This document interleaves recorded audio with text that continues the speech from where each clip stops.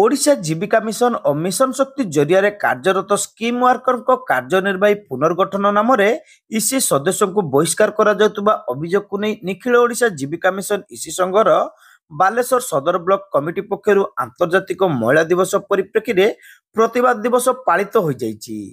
एही अवसर में स्थानीय गांधी स्मृति भवन निकटर इसी सदस्यों को नहीं एक शोभा सहर परिक्रमा कर मिशन कंपाउंड रे पहुंचीला।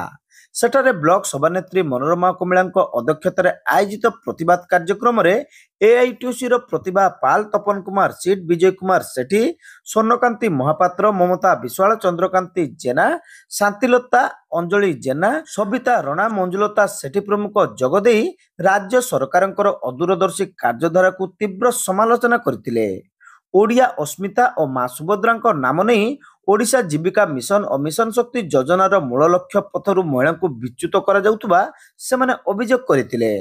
विशेषकर महिला स्वयं सहायता गोष्ठी गठन, महिला स्वयं सहायता गोष्ठीर संचय जमा वृद्धि कराइबा, व्यक्तिगत संचय जमा वृद्धि, जीविका अर्जन पर विभिन्न ऋण सहायतार बैंक संयोग कराइबा, बैंक ऋण नहीं हिताधिकारी चलाउतबा व्यवसाय उत्पादन नियमित तदारख और बैंक ऋण परिशोध पर प्रवर्ताइबा प्रभृति कार्य सफलतार सह संपादन करुवा महिला मानकु इसी पुनर्गठन नाम बहिष्कार करा क्यों न्याय रे बोली सेमाने प्रश्न करथिले।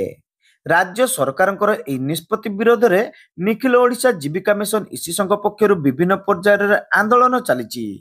एही क्रम 9 तारिख भुवनेश्वर कस्तूरबा नारी सेवा सदन ठारे समस्त ब्लॉक प्रतिनिधि को नहीं बैठक में कार्यपंथा स्थिर हेबो बोली सूचना दिया जाइछि।